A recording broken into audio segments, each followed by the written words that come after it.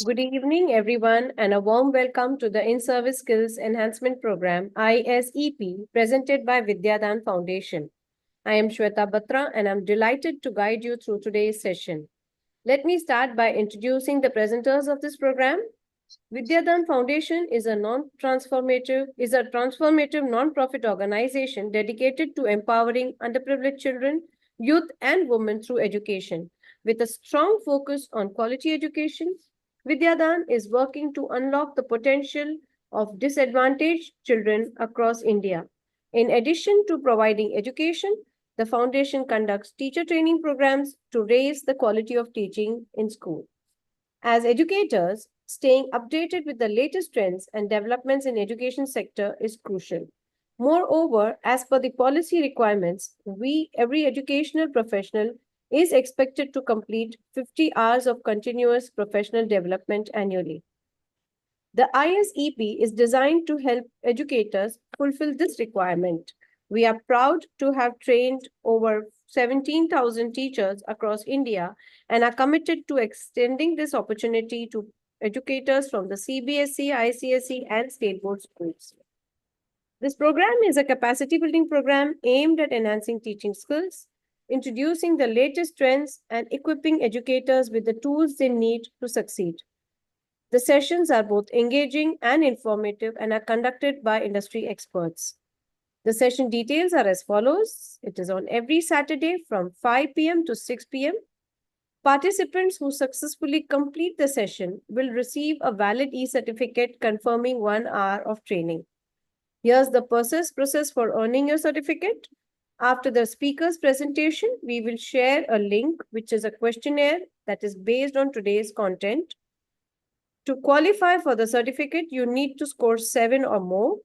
The Google Form link must be completed before leaving the meeting.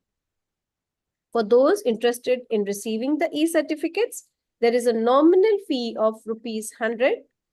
The certificate will be sent to you via WhatsApp within 7 working days. Now, it's my pleasure to introduce to you our esteemed speaker for today. Our expert today is Mrs. Prerna Sharma. A very good evening and a warm welcome to you, madam.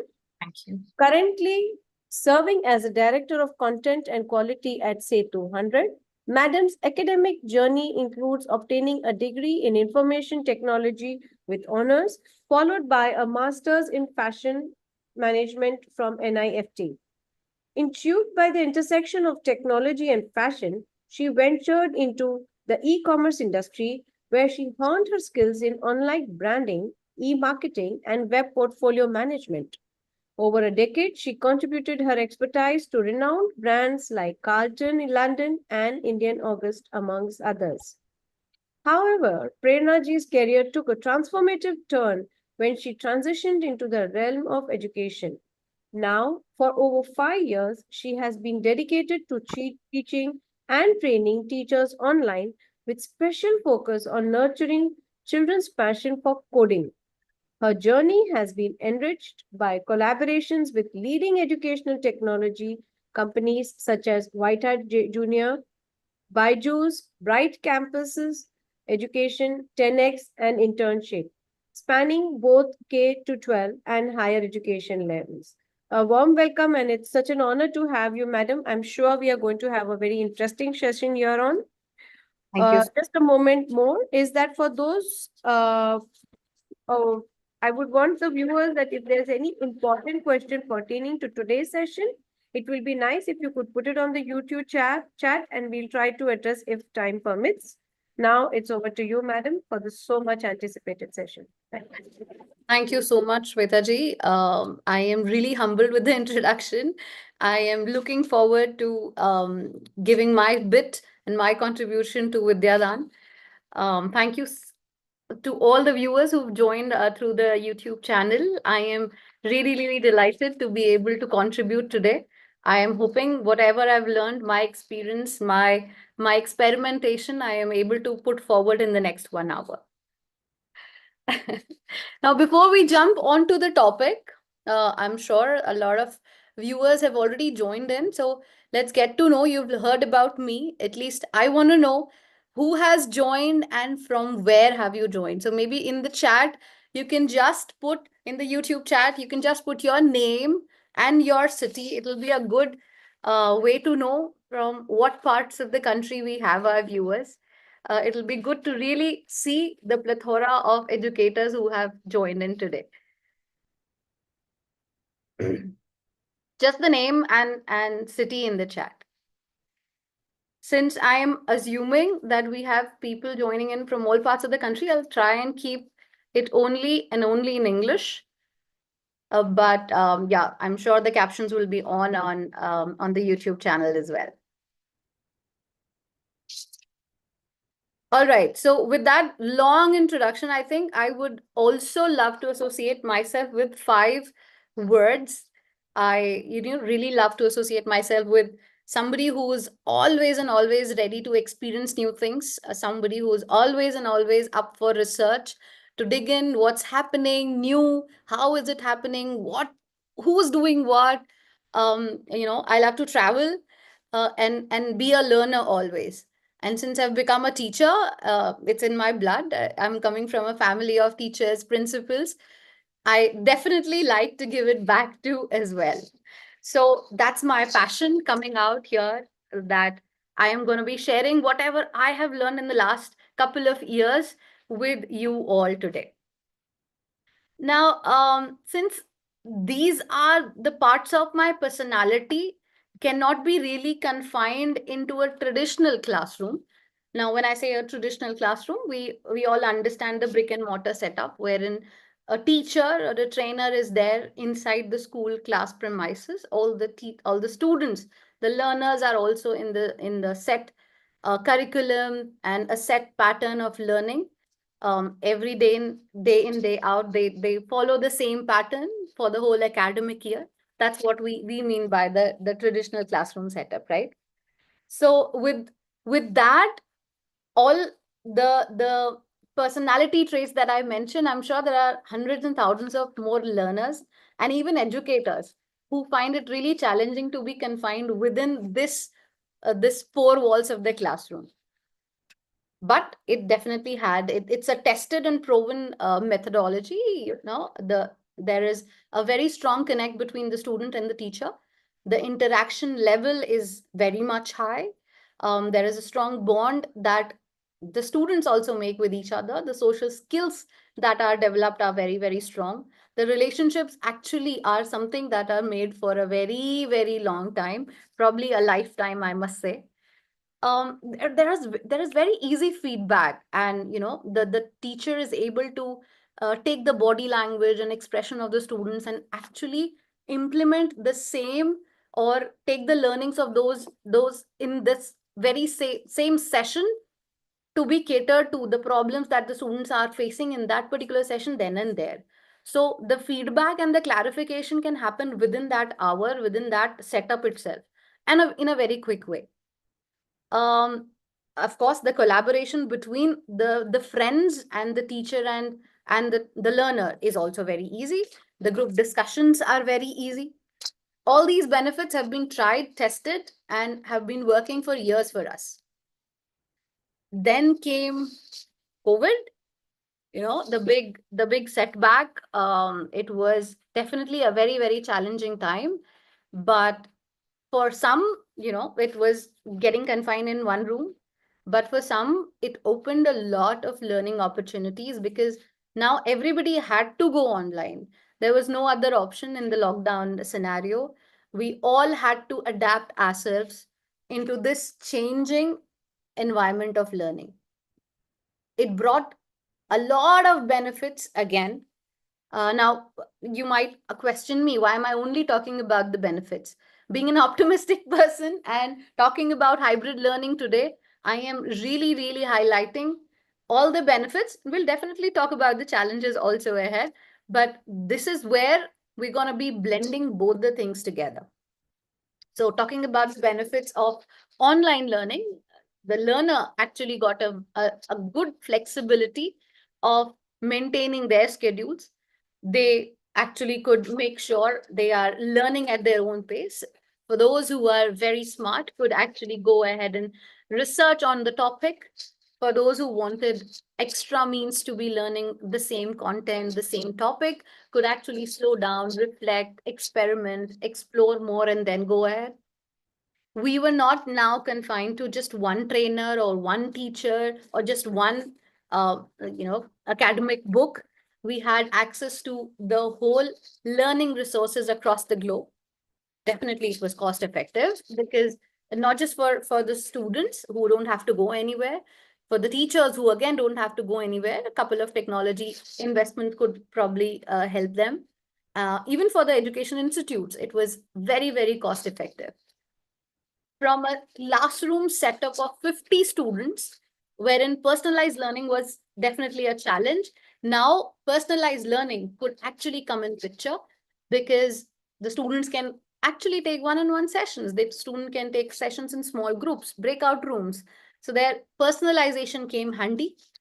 And yes, you don't need to be present in your own house. You could be, just like the term came vacation, the students could also be present anywhere, any part of the world, taking classes from any teacher, any part of the world. And as a byproduct, I would say, everybody got a little technologically savvy. They knew what the digital literacy is all about. They knew how different platforms could be used, what kind of technology could help them to learn new things, to deliver new things for a trainer. So all in all, a lot of benefits for online learning also. But then, thankfully, we are out of COVID and everything is back to normal. Now, what's the way ahead? Can we actually bypass all these benefits and come back to our age-old traditional methods of the whole classroom with the lecture, with the set curriculum? Or is there any other thing? I think that's where today's topic or today's discussion is all about. What is the future for learning? I think we should, I have mentioned it as future for learning, future of learning, but it is more of present and the future of learning. So what are we actually doing now? Not just as an educator, as an institute, but even as a learner, we are looking for means to blend the best of both worlds. We are trying to bring in online and classroom together through hybrid learning. When I say best of both worlds, definitely the personalized touch of the teacher is there, the trainer is there, the face-to-face assistance, assessments, everything is there. We can experiment, we can try new things. The hands-on activities are very much there, but then it is now aided us with video lectures as well, something that could not be experimented or seen within the classroom environment could actually be brought in through the video lectures itself. A lot of interaction or engagement can be increased with interactive quizzes and polls, and the discussions can be now moved out from just a handful of students inside the room to even students sitting across a different continent. The discussions can go digitally, the assignments can go digitally. So as hybrid, what we are saying, it is nothing but best of both worlds. So as I said, this is nothing but future of learning. When we say this, a lot of buzzwords and a lot of terms come into picture. And this can be overwhelming for a lot of us. So we'll try and break down all of them one by one. First, talking about synchronous in person. Now, synchronous means the learner and the educator both are there present at the same point of time at the same place. And when I say in person, that means we are there in the physical setup. This is as good as the traditional class setup of a school. Moving ahead, then we have synchronous online. Now, again, synchronous, that means the educator and the learner are present at the same point of time. But now we have moved the setup from a physical classroom to an online class. So it could be nothing but a Zoom session wherein the teacher and the student is present then and there. They're discussing, delivering the lesson, doing the activities, and so on. In this setup, what happened, the learner got an advantage. They could take the recorded session with them and reflect on it again. They could revise the whole concept again, whatever was missed, any notes they want to remake, everything could be done. So what did the trainer do? The trainer thought, why not make a recorded video of the same and give that beforehand to the learner? That means we also got asynchronous online material made, or asynchronous online learning method made, which is nothing but a pre-recorded setup of the content that you want to deliver to the learner. But parallel researches were definitely happening with all these methods coming in picture. A lot of students not that self-motivated to be able to complete their curriculums if it was only and only purely online. I think we all resonate with the term, unless we are pushed, unless there is a deadline, the level of completion of any task is really low. So with that, definitely we need an in-person trainer to be there with the students. And that's where this section came in: hybrid, blended, flipped, high flex modes of learning. Let's talk about hybrid first. So as this is an interjection of synchronous, in person or online. Synchronous, again, I'm repeating, the learner and the educator both are there present at the same point of time in any environment. Maybe physical, maybe online, or a blend of both. That means a curriculum designed to ensure the learner and educator are there taking sessions together, some part of it online, some part of it physically. The ratio, the proportion of the same could be definitely decided. Then the flipped methodology. What was flipped methodology? So the educator saw when a student was a little bit aware of the topic and then they came to the class prepared, there was better chances of engagement, there was better chances of discussing the topic. So flipped classroom method came in, wherein the learner would get some kind of material online from the instructors. They could prepare that well in advance at their home, and the comfort, the flexible schedule, all the perks of the online learning. And when they meet the trainer in person or online, the whole discussion of the topic could be taken to a new level. Then came the blended methodology, where as an institute or as an educator, we could blend all of these together. How much or what part of the curriculum we want to keep it flipped. That means we want the learners to be at least having a glimpse of the topic, come prepared to us, come prepared in the online session, come prepared in the physical setup as well. So a whole future of learning is evolved in these couple of years, which could be, for me, I would say the whole bracket out here, which is nothing but hybrid, blended, or flipped, is coming together to be called as hybrid.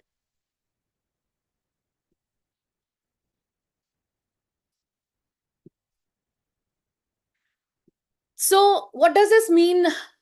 Is this future only, or has that something to do with the roots of our country or the roots of Indian universities as well?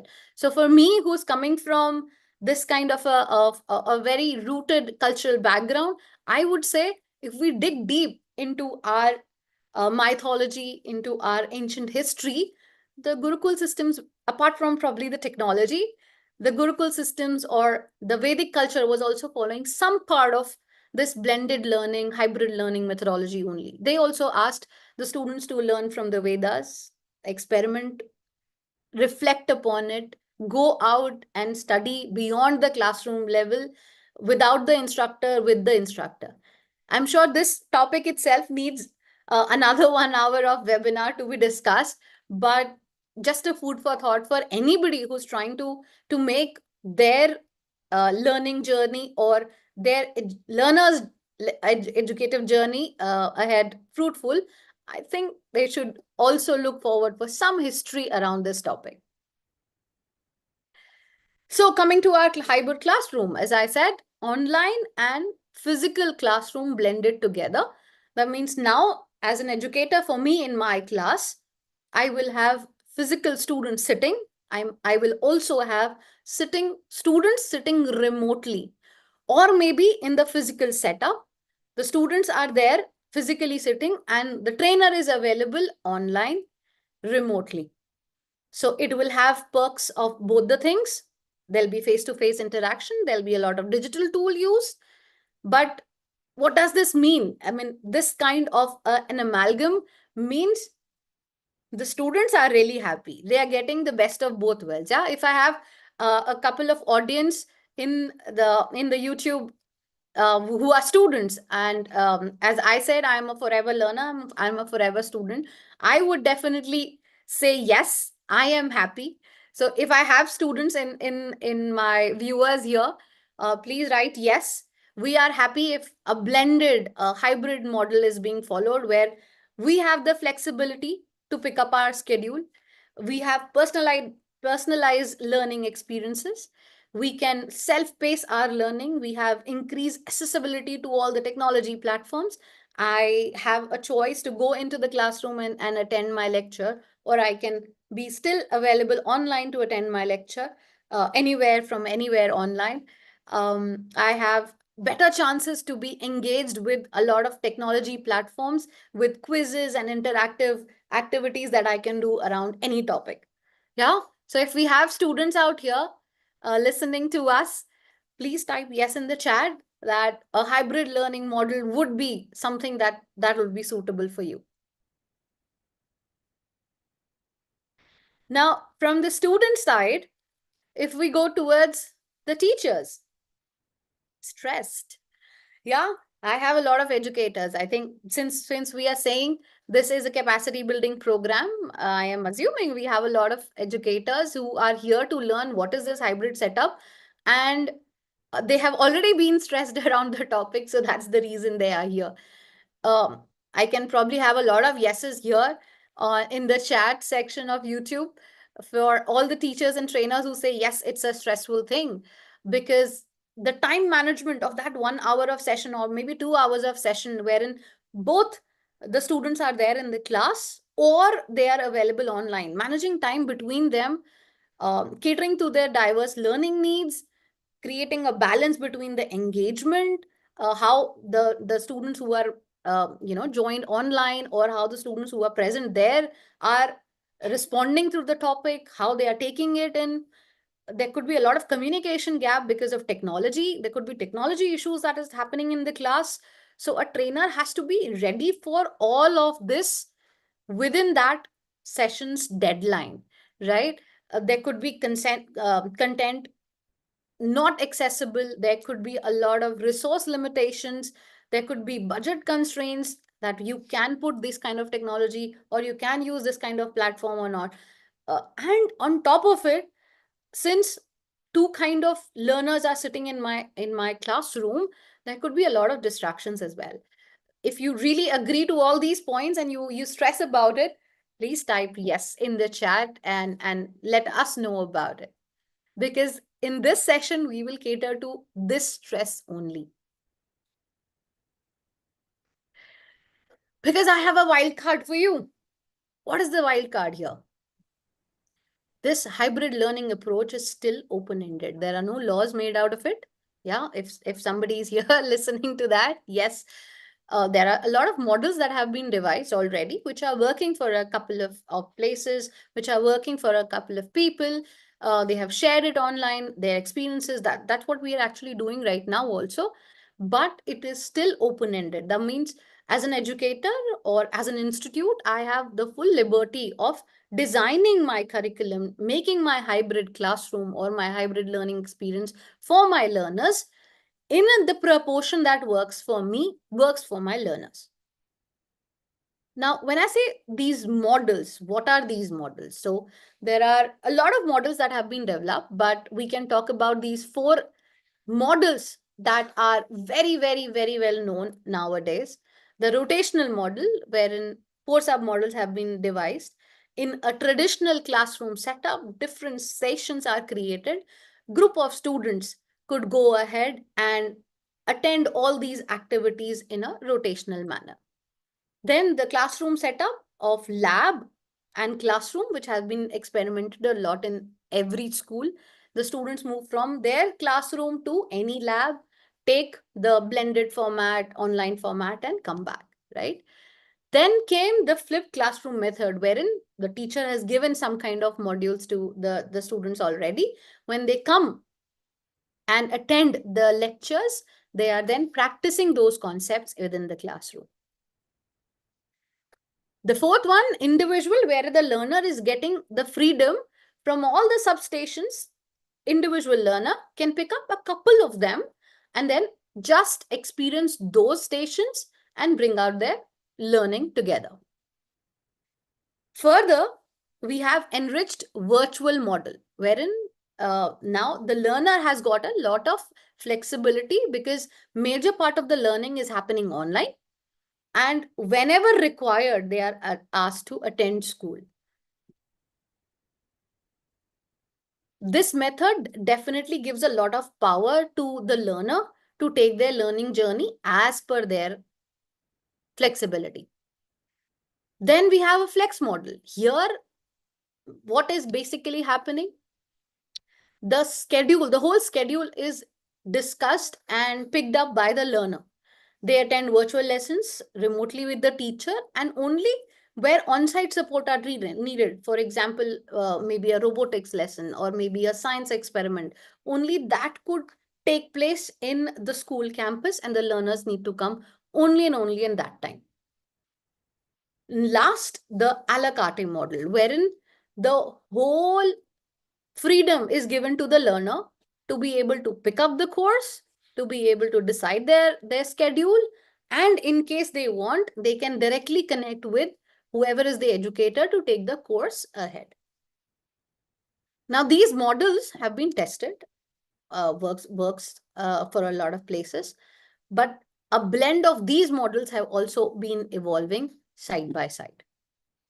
If I talk about from classroom to online and the level of student empowerment that we get, the rotation method basically keeps the power more with the teacher, with the facilitator, because mostly the classes are happening within the classroom set environment, and the trainer or the teacher or the facilitator is basically deciding which student does what activity at what time, what activity to be done in which mode, whether it's online or whether it's physical.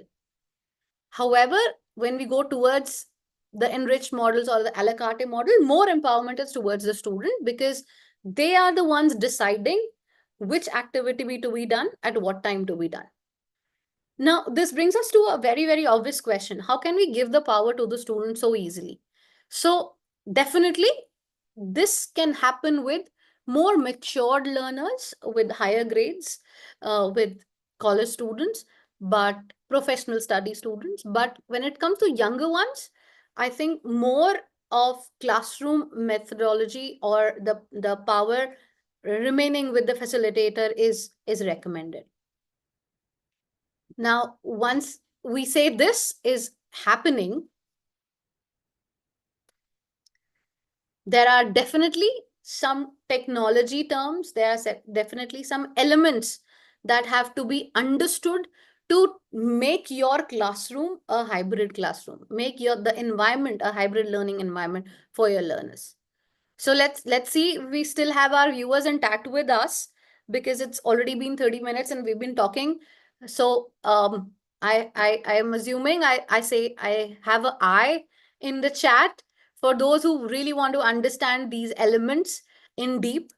Let's have in the chat all those who really want to know all these elements and how to take their classroom from a traditional or a purely online classroom to a hybrid classroom. Let's go ahead and put an I in the chat.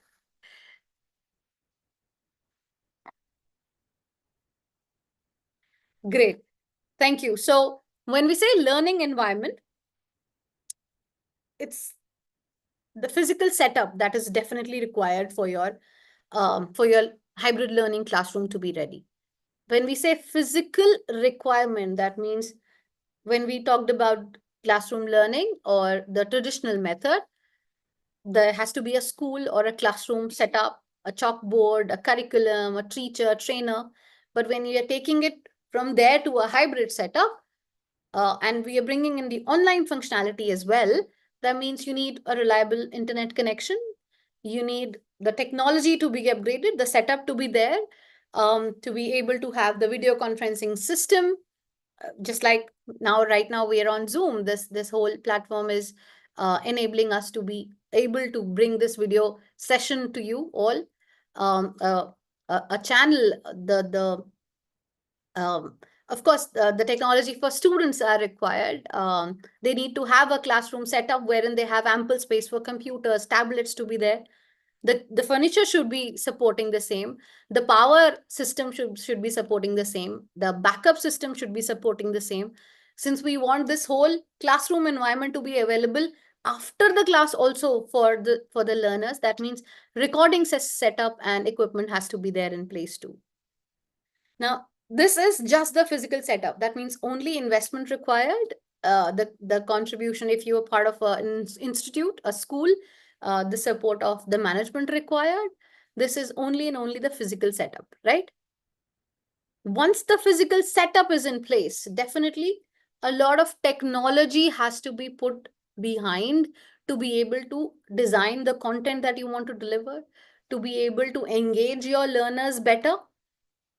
Now, this can be definitely overwhelming because there are a lot of learning management systems in market already. There are platforms that are supporting the educators and the learners already. Let's talk about some different categories of technologies only. I'll just mention, I'm sure everybody is available, aware of all of these. These are available online to study. What is it doing? I'm just highlighting the kind of requirement an educator could have. So a Google Classroom to be able to send the links, to be able to communicate with the student, to be able to keep their homeworks, everything in one place. Zoom, a video conferencing setup. A lot of schools use Teams, Microsoft Teams. Then some whiteboards. Of course, I am also using annotation even this in this particular session. But in subjects like mathematics or physics, where theorems are to be explained step by step, whiteboards or collaborative tools are definitely required. To store all this information, we definitely require a lot of cloud storage. Then talking about the content, the traditional books will no longer suffice anymore. We need our content to be more interactive. We want them to be on videos. That means the video have to be recorded on a platform. They have to be presentations, probably interactive presentations, which can show timelines or different elements of it. Communication tools, we are all aware of WhatsApp, and every school, every class now has that parent WhatsApp group, the student WhatsApp group. There are Slack channels that could be used. Then to get the engagement high, to assess my audience, to assess the learners, we'll have to have make my learning material with the new approach of gamified learning. I would need tools for that as well. I'm still not done with the list. So we definitely need a lot of virtual labs. Tinkercad, another beautiful platform to be able to give 3D environment. Tracking channels. If I'm taking, so right now also, if I'm in a session and I want to know how many learners are there with me, an attendance monitoring system I would need. So we are using Google Forms even today. Madam has already shared how exactly you can get your participation certificate. So don't forget to fill the Google Forms, definitely. Since we are blending so much technology, why not get away from taking those physical notes? There could be a lot of digital tools which could take notes or assist the learner in taking the notes. And last but not the least, assessment. Yeah, that's a very integral part of any learning journey. If I'm not able to assess myself or my learners, then the whole exercise could be futile. That list was definitely exhaustive. I'll take a minute to sip a glass of water while you also sink in that As an educator, as a facilitator, I have to be ready with all these tools known to me. Yeah, that could be exhaustive, right? So probably I could have another yes in the chat, in the YouTube chat, who would say yes, this is exhaustive. This is frightening for any educator, how to be ready with all these platforms if I really want my classroom to be hybrid. I am hoping to simplify this, don't worry. In this active scenario also, right now, me connecting with you all, there are just been 4 tools used. At one point of time, just 4 tools used. I used Canva to make my presentation, to bring the content in. And a lot of platforms now are aided with AI. That means they would even help you to research on your topic. We have used Zoom to bring this live interaction. We have used YouTube to bring it live to the audience. Now, and last but not the least, the Google form for the attendance monitoring and the participation certificate. We could even exit out the YouTube part, because the Zoom could also enable us to have a webinar with n number of joinees, and the recording could also happen, which could be later on published on YouTube. So from the big list of technology tools, we could easily narrow down to just 3 tools. Just 3. I think that's not overwhelming for anybody, right? So from technology, we come to lesson design. Now, this has always been a very integral part for any educator, because you have to be prepared, well prepared with your content before you go into your classroom. And I remember a couple of weeks back, Dr. Meena Chauhan did a very detailed webinar, or this session itself on VidyaDaan. I'm sure if you've not seen it, you must go and visit the YouTube channel of VidyaDaan and have a look at it. She had explained beautifully the 5 E's of creating the lesson plan, evaluation, exploration. All of them were very beautifully summarized. All in all, what I would highlight is, in a hybrid learning platform, you would need a more structural yet dynamic approach. So you have to have your objectives clear. You'll have to have um, your lesson planned in a way which is having blend of both the kind of activities, physical as well as online, and is basically serving both kind of learners. Your assessment methods are successfully chosen. You have an option to review and adjust your lesson plan within the classroom environment as well. And yes, very important, asynchronous learning material available there as well, because as a learning, as a educator, I also need my breathing space. If I'm attending to the kids who are settled in the class with me, what are the learners doing online? If I am catering to the learners online, what are the students in the classroom doing? So a lot of asynchronous material, that means preset videos or preset assessments or quizzes, are to be ready in hand as part of the lesson plan. Moving ahead, this is one of the very crucial parts of hybrid learning, creating a very strong class community. Now, since in the traditional classroom environment, the whole power was there with the educator. And even there, there were some kind of words wherein we had backbenchers. There was a barrier created between the instructor and a couple of students, and then there were students who were really distracted, who were not really part of the whole system or the whole classroom. Here, since we are bringing online, and online was very much personalized, it is important for the educator to bring the class community together, not isolate them. I mean, there were isolation instances in both of them. In online also, kids would get isolated very easily. In traditional also, the kids can get isolated easily. But since we are bringing best of both worlds together, it's really easy to reduce that isolation level and build a class community it is also crucial to bring this class community so that the overall learning experience is brought to a next level. Small focus group could be created. The students could be made accountable to each other, for each other. There could be a lot of inclusive environment created, and that leads to increased motivation as well. Uh, as an educator, you have to be adaptable to what could come in the class community, what could help the class community together. So I personally believe building this class community also becomes a very, very important element of hybrid classroom or hybrid learning environment. Last but not the least, the assessment and feedback.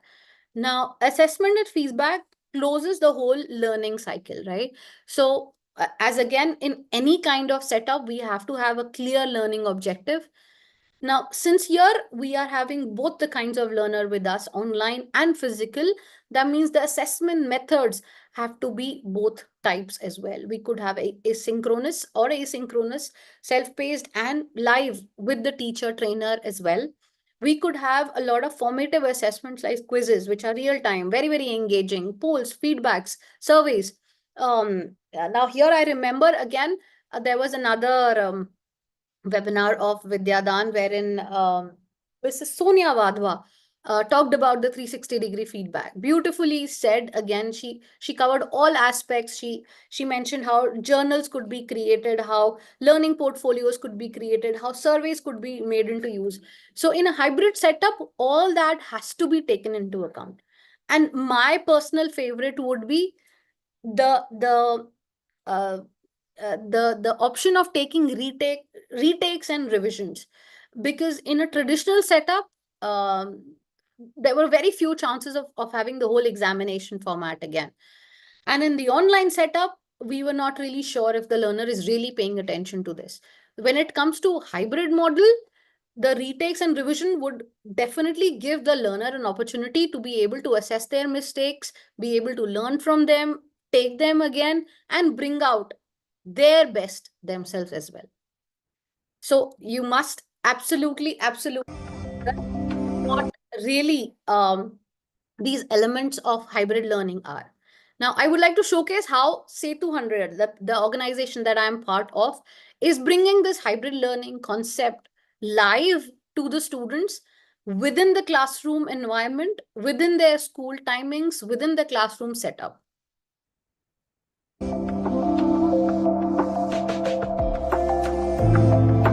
So my name is Prerna.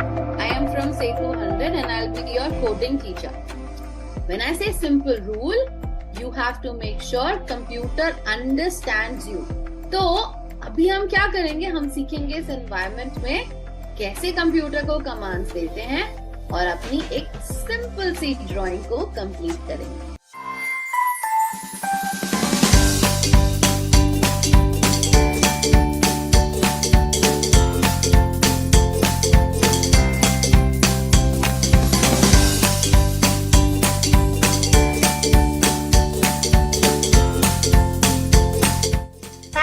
North जाना चाहिए. North जाना चाहिए. Okay, is that the only way should I go? Yes ma'am.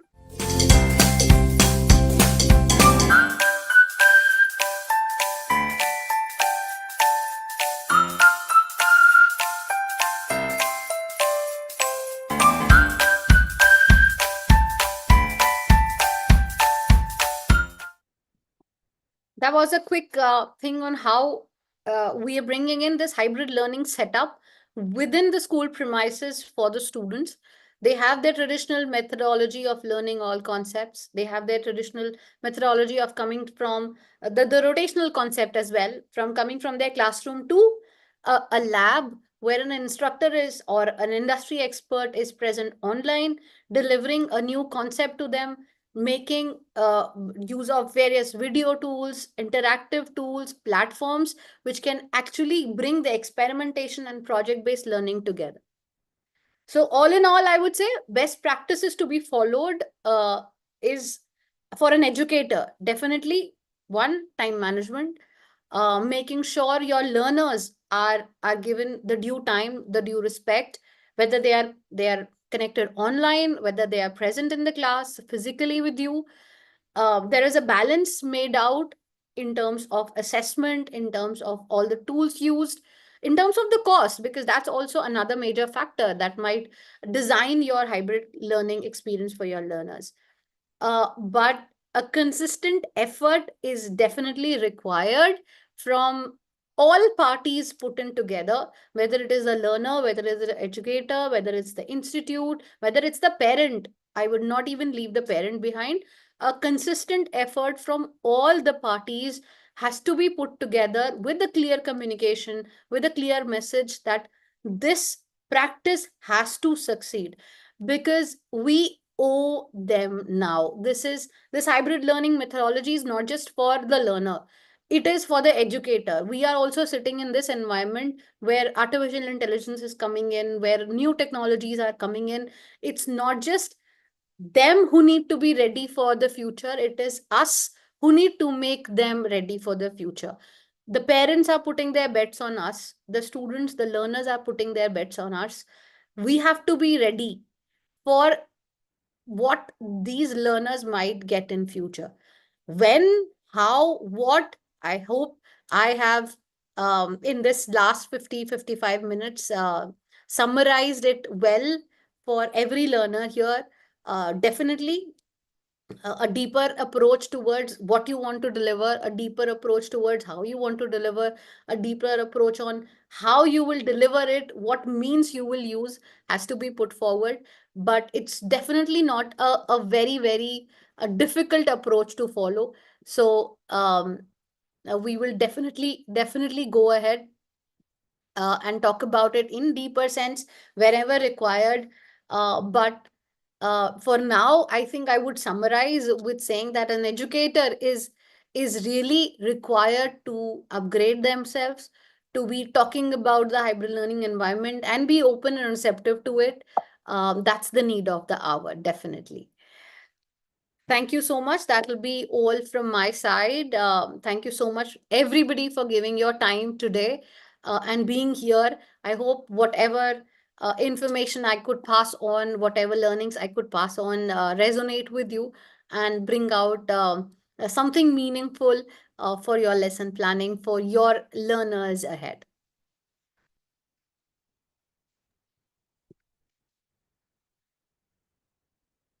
Thank you, Prerna ji, for this very, very ironclad presentation. I think you gave us a 360-degree purview of all that entails into hybrid learning.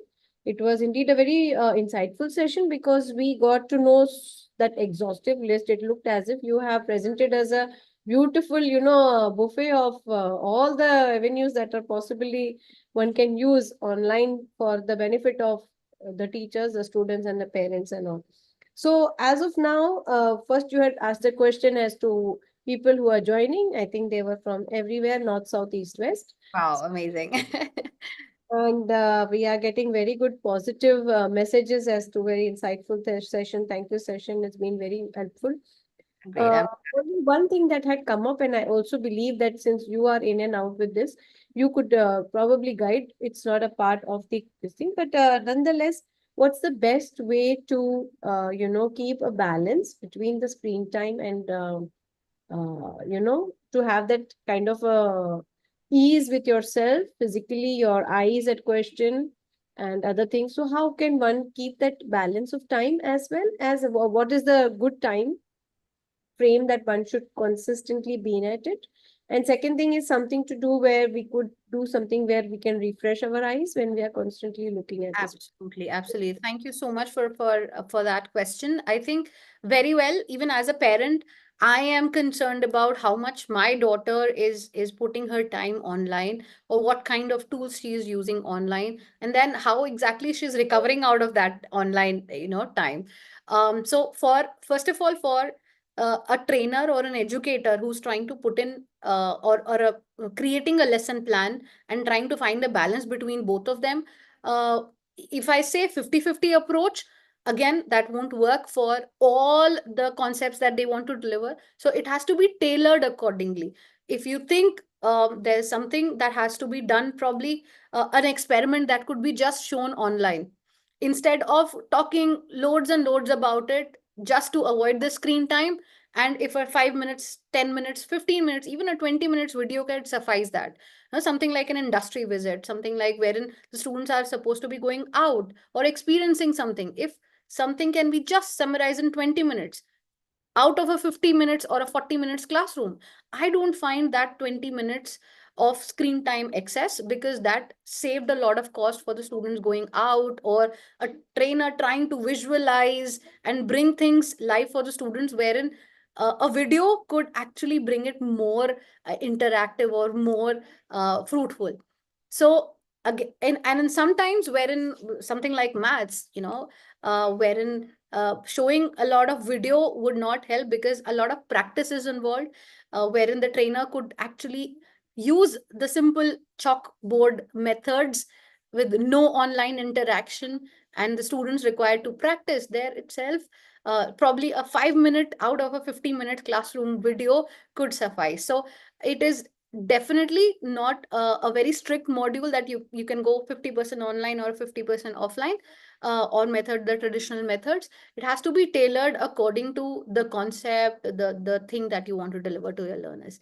And in terms of the second part that you asked, how exactly after any kind of online session the students recover, even the facilitator, the trainer who's recovering, me coming from a family who has got a very strong cultural roots, words like meditation, doing pranayamas help a lot. And we have all learned about all the benefits of meditating. It increases the concentration of the learners. It makes sure you are calm, you are ready. Of course, these colors of any online platform, you're using any kind of videos, those colors, they are captivating. They actually bring as a lot of thesis or studies say, they bring a lot of anxiety to students. So these methods, a simple probably a deep breathing of 2 minutes in the class could help the learners get stabilized again, come out of, or just closing the eyes for 5 minutes or 1 minute rather, just blinking their eyes, doing some eyes exercises for even if you are bothered about screen time is affecting their eyes. These could be practiced, and they are not something that needs to be very thought after for putting in a classroom lesson plan. These are practices that our teachers or trainers have been using for a very long time. They could be now consciously brought in this hybrid setup, just to ease out the anxiety or the after effects of screen time. So I think that probably summarizes it. Indeed, it does summarize things, and it gives us a clarity of what one should do. And there's no single norm. Absolutely. This is our wild card. That's what I said in my presentation also. It's our wild card. We have full That was flexibility. a factor that you pointed out, that yes, it is still a very open thing and there are not too many things. So you can rationalize and tailor make your modules accordingly. That's a brilliant thing. I think not many people thought about, but I'm sure they will take advantage of it. True, true. I think, Prerna ji, I would like to thank you for this session. It was indeed very enriching, and I'm sure the audience and the viewers who will be watching it even later will definitely take a lot from this. And I request the viewers that before you leave, the link has been shared for the attendance and the questionnaire. Don't forget to make the payment if you want to earn your certificate. And you shall be receiving the certificate within 7 working days. In case you don't happen to receive it, mail us at vidyadaantrainings@gmail.com, in which you can mention the details like your name, the school name, the topic of the session, and your WhatsApp number, and the date of the session for a prompt assistance. With that, and I'd like to thank the participants for their active participation as well. And I cannot thank you enough, madam, for this So wonderful. much. It was a pleasure being here. It was definitely, something that I was looking forward to.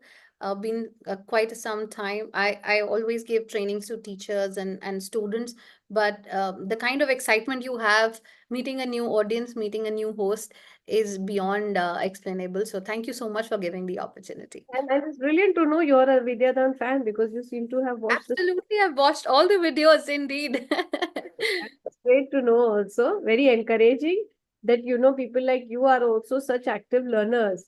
So you are so well established and you're active learner. And this, I think, is by example, we too can, adopt the same practice. So with that note, let's on the day, and thank you so much. See you all.